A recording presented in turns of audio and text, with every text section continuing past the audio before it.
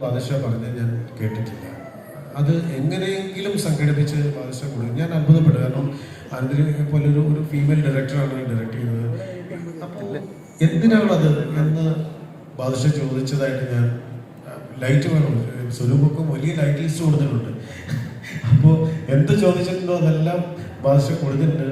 ഒരു പ്രൊഡ്യൂസർ എന്നുള്ള രീതിയിൽ ഷൂട്ടിന് യാതൊരു ബുദ്ധിമുട്ടും ബാദുഷാ വരുത്തിയതായിട്ട് എൻ്റെ അറിവിലില്ല.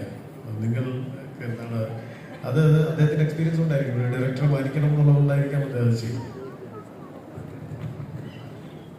ഒരു 30 വർഷത്തെ എക്സ്പീരിയൻസ് സിനിമയിൽ പ്രൊഡക്ഷൻ മാനേജറിൽ നിന്ന് തുടങ്ങി. ആദ്യം പ്രൊഡ്യൂസറായിട്ട് ചെറിയ രീതിയിൽ വന്നു, പിന്നെ പ്രൊഡക്ഷൻ മാനേജർ തുടങ്ങി, പ്രൊഡക്ഷൻ കൺട്രോളായി, അവിടെ നിന്ന് എക്സിക്യൂട്ടീവ് പ്രൊഡ്യൂസറായി, ലൈൻ പ്രൊഡ്യൂസറായി, പിന്നെ പ്രൊഡ്യൂസറായി.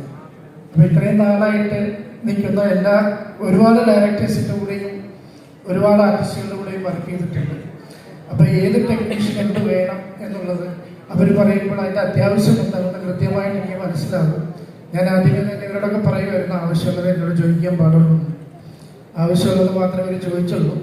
അങ്ങനെ സ്വരൂപിന് ബലൂൺ ലൈറ്റ് മാത്രം കൊടുക്കാൻ പറ്റില്ല, ബാക്കി എല്ലാം കൊടുത്തിട്ടുണ്ട്. ഇനി ഈ സിനിമയുടെ പിന്നിൽ പ്രവർത്തിച്ച എല്ലാ ക്രൂ മെമ്പേഴ്സിനെയും സ്റ്റേജിലേക്ക് ക്ഷണിക്കുകയാണ്.